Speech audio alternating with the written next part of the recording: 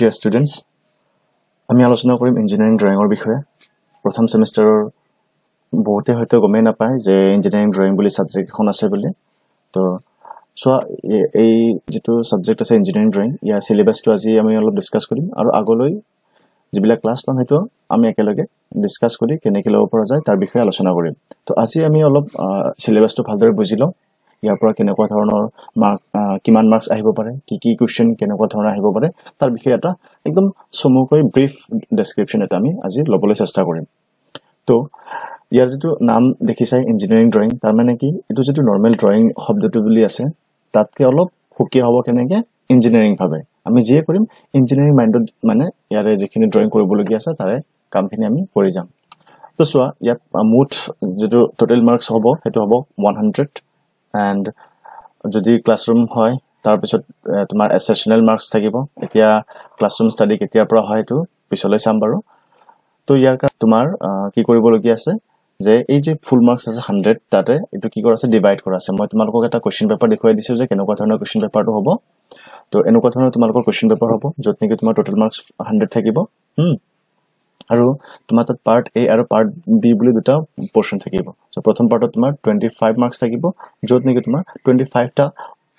MCQ টাইপৰ question থাকিব। MCQ not only কি তোমাক অপচন দিয়া থাকিব, ইয়াত আৰু কি হ'ব পাৰে যে তোমাক খালি ঠাই দিব পাৰে, ড্যাশ এনেকে খালি ঠাই বিলাক পূৰণ কৰিব লাগিব পাৰে বা চাৰিটা মান অপচন দি আছে তাৰ পৰা যিকোনো এটা অপচন তুমি বাছি ল'ব লাগে। এইবিলাক দিব পাৰে নাইবা আৰু তোমাৰ কি আহে তোমাৰ ট্ৰু ইয়াতো ফলস এইবিলাক বস্তু তোমাক কি কৰিব দিয়ে লিখিব দিয়ে। ইয়াত থাকিব এনেকুৱা ধৰণৰ যিবিলাক কোৱেশ্চন থাকিব তাত থাকিব তোমাৰ 25 মাৰ্কস আৰু যেটো 75 মাৰ্কস আছে হেতু নেকি আমাৰ ড্ৰয়িং শীটত কৰিব লাগিব, ড্ৰয়িং যেটো পেপাৰ হ'ব তাত কৰিব লাগিব। তো হয়তো বহুতে ড্ৰয়িং পেপাৰৰ বিষয়ে জানাই আৰু কিছুমান হয়তো নতুন একদমই যিবিলাক ড্ৰয়িঙৰ ক্ষেত্ৰত নতুন সেইবিলাক হয়তো নাজানা। তো আমি লাহে লাহে এইবিলাক আলোচনা কৰিম, একদিনত সব বস্তু আলোচনা কৰা সম্ভৱ নহব। তো আমি আজি এতিয়া চাও সিলেবাসটো কেনেকুৱা ধৰণৰ কি থাকিব পাৰে ইয়াত। তো গমে পাইছা যে ইয়াৰ ফুল মাৰ্কসটো আমি গমে পালো। তো ইয়াৰ যেটো কোৰ্স যেটো অবজেক্টিভ ইয়াতো কোৰ্স যেটো আউটকাম যে আমি এই কোৰ্সটো পঢ়িলে কি জানিব পাৰিম বা কি শিকিব পাৰিম। তো এই কোৰ্সটোৰ বিষয়ে তুমি যদি পঢ়া তেতিয়াহলে কি জানিবা তুমি ড্ৰয়িং ইনস্ট্ৰুমেন্ট, তাৰ মানে ড্ৰয়িঙৰ কাৰণে কি সঁজুলি দৰকাৰ হ'ব হেবিলাকৰ বিষয়ে আমি আলোচনা কৰিম বা পঢ়িব পাৰিম। Draw the simple geometrical drawings with the help of drawing instruments কি কৈছে যে এই ড্ৰয়িং ইনস্ট্ৰুমেন্ট বোৰ ইউজ কৰি আমি কি কৰিব পাৰিম জিওমেট্ৰিক্যাল ড্ৰয়িংস, যেনেকে এই তোমালোকে হয়তো ক্লাস 10 বা তাৰ ডাউনত তোমালোকে শিকিছা নহয় ত্ৰিভুজ কেনেকৈ অঙ্কন কৰিব লাগে, তাৰপিছত কেনেকৈ এটা লম্ব অঙ্কন কৰিব লাগে। তো এইবিলাক বস্তু কি আমি শিকিম ইঞ্জিনিয়াৰিং ওয়েত শিকিম যে ইঞ্জিনিয়াৰিংত কেনেকৈ আমি এইবিলাক বস্তু ড্ৰ কৰিম সঠিকভাৱে শুদ্ধকৈ, ঠিক আছে। নাও appreciate the lettering graphical process. So আমি যে ABCD লিখিছো ABCD এইবিলাক যে লিখিছো এইবিলাক লিখাৰো ইঞ্জিনিয়াৰিংত এটা হুকিয়া স্টাইল আছে, সেইটো আমি ইয়াত শিকিব লাগিব। আমি নরমালি এনেকে ABC বুলি লিখিলেই নহব। তো ইয়াত যেটো A স্টাইলটো কেনেকৈ হ'ব লাগিব, B টো কেনেকৈ হ'ব লাগিব, C টো কেনেকুৱা সব বস্তুৰ এটা তোমাৰ স্টাইল আছে, সেই স্টাইলত আমি ইয়াত শিকিব লাগিব। তাৰ পিছত দিছে তোমাৰ সোয়া কনস্ট্ৰাক্ট ৰিডিউসিং স্কেল ডায়াগোনাল স্কেল। সোয়া ৰিডিউসিং স্কেল আৰু ডায়াগোনাল স্কেল সবে জানা স্কেলৰ বিষয়ে। স্কেলে কি কৰে তোমাৰ দৈৰ্ঘ্য নিৰূপণ মানে মাপিবৰ কাৰণে, দৈৰ্ঘ্য জুখিবৰ কাৰণে, দূৰত্ব জুখিবৰ কাৰণে আমি কি কৰো তোমাৰ স্কেল ব্যৱহাৰ কৰো। তো ইয়াত কি কৰিব দিছে স্কেল তোমাক ড্ৰ কৰিব দিছে, কেনেকুৱা স্কেল ড্ৰ কৰিব দিছে এটা হল তোমাৰ ৰিডিউসিং স্কেল আৰু এটা হল তোমাৰ ডায়াগোনাল স্কেল। তো মই এতিয়া বিশেষ এইবিলাকৰ বিষয়ে আলোচনা নকৰো, জাস্ট তোমালোকক এটা ইন্ট্ৰোডাকশন দি গৈ আছো যে গোটেই যেটো সিলেবাস হ'ব কেনেকুৱা ধৰণৰ হ'ব। ৰিডিউসিং স্কেলত তোমাৰ কি হ'ব কোনো এটা সৰু ডাঙৰ বস্তু এটা তোমাৰ সৰুকে দেখুৱাবৰ কাৰণে তাক আমি কি কৰিম ৰিডিউসিং স্কেল বুলি ক'ম। আৰু ডায়াগোনাল স্কেলত কি কৰিম যেতিয়া এটা দুটা তিনিটা মানে যেতিয়া দুটাতকে বেছি ইউনিট মানে যেনেকৈ তোমাৰ ধৰা মিটাৰ ডেসিমিটাৰ আৰু সেন্টিমিটাৰ দেখুৱাব লাগে, তেতিয়া হলে আমি তিনিটা ইউনিট এটা স্কেলতে দেখুৱাব লাগিলে তেতিয়া আমি কি কৰিম তোমাক ডায়াগোনাল স্কেল ইউজ কৰিম। নৰমালি কি আমাৰ যিবিলাক জ্যামিতি বক্সত থকা স্কেল বিলাকত কি থাকে তোমাৰ সেন্টিমিটাৰ থাকে আৰু তোমাৰ মিলিমিটাৰ থাকে, হয় না। তো এতিয়া কথা হল যে তিনিটা ইউনিট বা তাতকে তেনেকুৱা ধৰণৰ দেখুৱাবৰ কাৰণে আমি ডায়াগোনাল স্কেল ইউজ কৰো। আৰু কিছুমান স্কেল আছে সেইবিলাকৰ বিষয়ে আমি পঢ়িব পাম। তাৰ পিছত দিছে তোমাৰ প্ৰজেকশন অফ পইণ্টস। সোয়া ইয়াৰ লগতে আৰু এটা কথা কৈ দিছো তোমালোকে যিখিনি সিলেবাসত নজনা ওয়াৰ্ড আছে তোমালোকে কি কৰা সবে নিজ ডিকশনাৰী উলিয়াই নজনা ওয়াৰ্ড বিলাক যেনেকৈ প্ৰজেকশনৰ মিনিং কি হয় বা কনস্ট্ৰাক্টৰ মিনিং কি হয়, এপ্ৰিচিয়েটৰ মিনিং কি হয়, এনেকুৱা ধৰণৰ যিবিলাক তোমাৰ সিলেবাসত যিবিলাক ওয়াৰ্ড আছে সিলেবাছত থকা যিবিলাক ৱৰ্ড আছে সেইবিলাক তোমালোকে নজনা ৱৰ্ডবিলাক জানিব চেষ্টা কৰা এইকেইদিনত কাৰণ তোমালোকৰ অলৰেডি কোৰ্স বহুতখিনি যাব লাগিছিলে হয়তো যাব পৰা নাই তো তাৰ কাৰণে এতিয়া তোমালোকৰ লগতে আমিতো আগবাঢ়িবই লাগিব তো তোমালোকে অলপ কষ্ট এইকেইদিন বেছিকৈ কৰিব লাগিব চোৱা এতিয়া প্ৰজেকশ্যনৰ বিষয়ে কৈছে যে প্ৰজেকশ্যন মানে কি হয় সেইটো অলপ তোমালোকে চাবা যেনেকৈ আমাৰ এই টৰ্চ এটা মাৰিলে পোহৰটো যিপিনে আমি টৰ্চটো মাৰি দিও কি ৱালত পোহৰটো গৈ পৰে নে নপৰে তো তাৰ মানে আমি সেই পোহৰটোক প্ৰজেক্ট কৰা বুলি কয় সেই বস্তুটোক তো আমি এইবিলাকক আলোচনা কৰিব পাৰিম পিছলৈ তো মই জাষ্ট কৈ আছো যে এইবিলাকৰ যিটো শব্দ অৰ্থ তোমালোকে ইয়াত লিখি ল'ব পাৰা তোমালোকে ডিকচনাৰীৰ পৰা চাই নিজৰ হিচাপত কিছুমানে অসমীয়াত ভাল পায় অসমীয়াত লিখিব পাৰে কিছুমান ইংলিছত ভাল পায় ইংলিছত লিখিব পাৰে তো পয়েন্টৰ কেনেকে এটা পয়েন্টক আমি বিভিন্ন ধৰণে আলোচনা কৰিব পাৰো কিছুমান কোৱাড্ৰেন্ট থাকিব সেই কোৱাড্ৰেন্টত লৈ কেনেকে আলোচনা কৰিব তাৰ বিষয়ে আমি ইয়াত পঢ়িব লাগিব draw the projection of straight lines যে কিছুমান ষ্ট্ৰেট লাইন দিয়া থাকিব সেইবিলাকৰ আমি প্ৰজেকশ্যন চাব লাগিব সেইবিলাক যদি ওপৰৰ পৰা চাও কেনেকুৱা দেখিব সন্মুখৰ পৰা চালে কেনেকুৱা দেখিব সাইডৰ পৰা চালে কেনেকুৱা দেখিব তো এনেকুৱা বিভিন্ন ধৰণৰ এসপেক্টস আমি ইয়াত পঢ়িবলৈ পাম represent the orthographic projection including side and sectional view কৈছে যে প্ৰজেকশ্যনৰ কিছুমান ৰুল আছে অৰ্থোগ্ৰাফিক প্ৰজেকশ্যন আইসোমেট্ৰিক প্ৰজেকশ্যন তো এনেকুৱা ধৰণৰ কিছুমান টাইপস অফ প্ৰজেকশ্যন আছে সেই টাইপসৰ ভিতৰত আমি অৰ্থোগ্ৰাফিকত কি পঢ়িব লাগিব তোমাৰ সাইড আৰু সেকশনাল ভিউজ বিলাক চাব লাগিব সেকশনাল ভিউজ মানে তোমাৰ কোনো এটা বস্তু কাটি দিলে কোনো এটা প্ৰডাক্টৰ এটা ভাগ কাটা আছে সেইখিনি বস্তু যদি কাটি দিয়াৰ পিছত কেনেকুৱা দেখিব সেই বস্তুটো তোমাৰ ড্ৰ কৰিব লাগিব ঠিক আছে তাৰে সাইডৰ পৰা দেখিলে কেনেকুৱা লাগিব সেই বস্তুটো তুমি ড্ৰ কৰিব লাগিব আইসোমেট্ৰিক প্ৰজেকশ্যন কিছুমান আছে তো এই যেনেকে তোমালোকে নতুন ৱৰ্ড পালা যে আইসোমেট্ৰিক মানে কি হয় তো তাৰ কাৰণে তোমালোকে কি কৰা বৰ্তমান এতিয়াৰ সময়ৰ কাম হৈছে যে এই সিলেবাসটো আগত ভালদৰে বুজি লোৱা সিলেবাসটো ভালদৰে বুজি পালা মানে তোমাৰ মাইন্ডত এটা ম্যাপ আকি যাব যে yes what you need to study for this semester তে ইয়াত কি পঢ়িব লাগিব তাৰ কাৰণে তুমি এটা আভাস পাই যাবা use of rivets and screws so tar pisot amar last mere hobo rivet aru screw bikhoye ami poribo parim to thik ase rivet to hal tumar eta duta part metal part hok hebilakok join koribo karone rivet use koru aru screw bikhoye mo koar karone bikhesh dorkar nai ami bisone poribo pam ebilak bostu to etu asile tumar somu biboron tumar kihor syllabusor tar pisot tumi jetia tololoi jaba tumar laha laha jibilak তোমাৰ সিলেবাসৰ বাকি পোৰশনখিনি তুমি ডিটেইলছত পাবা যে যেনেকৈ তোমাৰ ইন্ট্ৰোডাকশনত তুমি কি কি পঢ়িব লাগিব যে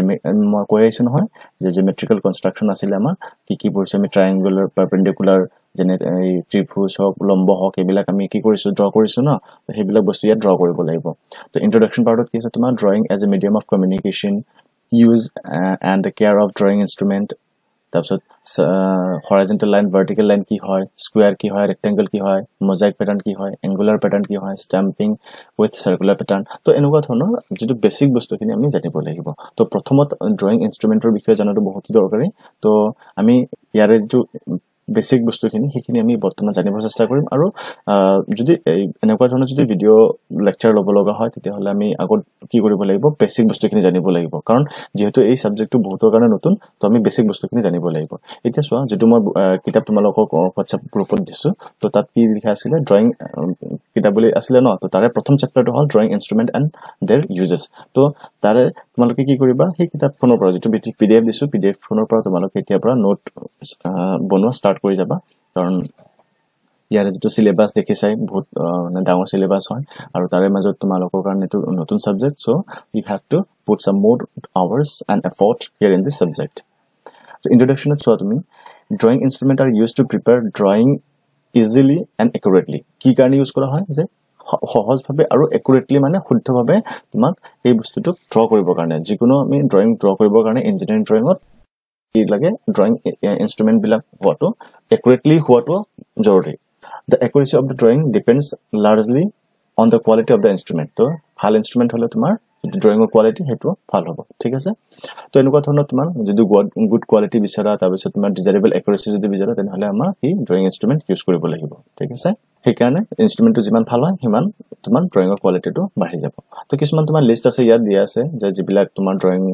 ইনস্ট্ৰুমেন্ট বিলাক যে আছে তো হেবিলাক তোমাৰ কি হ'ব আমাৰ ড্ৰয়িংত সচৰাচৰ ব্যৱহাৰ হৈ থাকিব আৰু যিবিলাকৰ বিষয়ে নেকি ষ্টুডেন্টে জনাটো অতিকৈ দৰকাৰী নহলে ই পিছলৈ তোমাৰ কনফিউজন হৈ থাকিব ড্ৰয়িং বোৰ্ডটো কি আছিল বা টি স্কয়াৰটো কি হয় সেট স্কয়াৰ আমি এইবিলাক হয়তো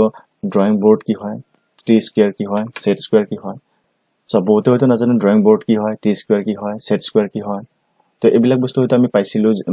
বেলেগ ল্যাঙ্গুৱেজত পাইছিলো হয়তো আমি এনেকুৱা ধৰণে মানে নিয়াৰিকৈ পোৱা নাছিলো তো এতিয়া কি কৰিব লাগিব আমি এই বস্তুবিলাকক ভালদৰে প্ৰেক্টিকেলি জানাৰ সময় আহি পৰিছে এতিয়া সো এই যেটো ইঞ্জিনিয়াৰিং ড্ৰয়িং সাবজেক্টটো ই কেমিকেলৰ কাৰণে ইম্পৰ্টেন্ট হয় কিন্তু মোস্ট ইম্পৰ্টেন্ট সিভিল আৰু মেকানিকেলৰ কাৰণে একদমই ইম্পৰ্টেন্ট হয় এই সাবজেক্টটো সিভিল আৰু মেকানিকেলে যদি এই সাবজেক্ট না জানে তা মানে কিয়তৰ যেটো ইনোভেটিভ যেটো আইডিয়া যিবিলাক ওলাব ডিজাইনিংত সেইবিলাক কিন্তু বহুত প্ৰবলেম হ'ব আৰু সিভিলৰ কাৰণে আৰু মেকানিকেলৰ কাৰণে তোমাৰ ডিজাইনিং ক্ষেত্ৰত এতিয়া তোমালোকে গমে পাবা ডিজাইনিং কোড কেনেকৈ বেছিকৈ আছে তো ডিজাইনিং ক্ষেত্ৰত কিন্তু ইঞ্জিনিয়াৰিং ড্ৰয়িঙৰ বহুতই মানে ইয়াৰ গুৰুত্ব আছে তাৰ পিছত ড্ৰয়িং ইনস্ট্ৰুমেন্ট বক্স ড্ৰয়িং ইনস্ট্ৰুমেন্ট বক্সত কি আছে তোমাৰ কম্পাস আছে তাৰ পিছত তোমাৰ কি স্মল কম্পাস আছে সৰু ডাঙৰ কম্পাস আছে দেন তোমাৰ ডিভাইডাৰ আছে ঠিক আছে তেনেকুৱা ধৰণৰ ইংক পেন বগেৰা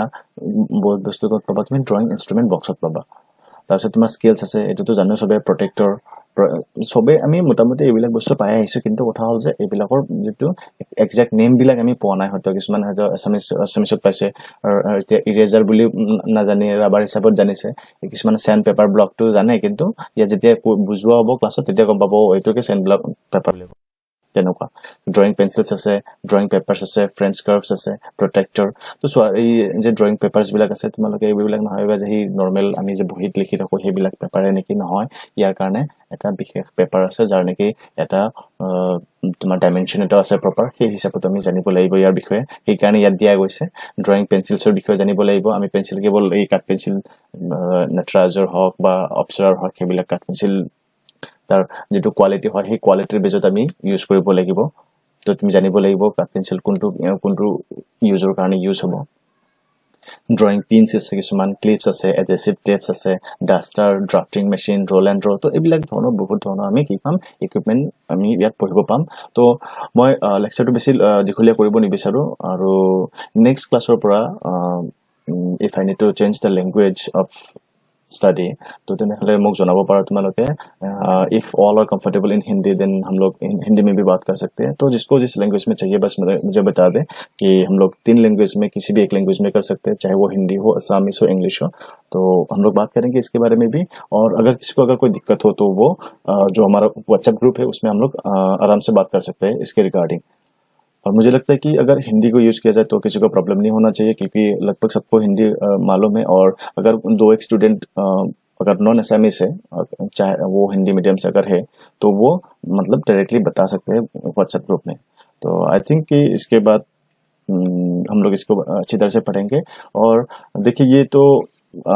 जो मेरा प्रॉपर क्लासेस का जो शेड्यूल है अभी तक तो बनाया नहीं तो मैं चाहता हूँ कि आप लोग खुद ट्राई करो इसको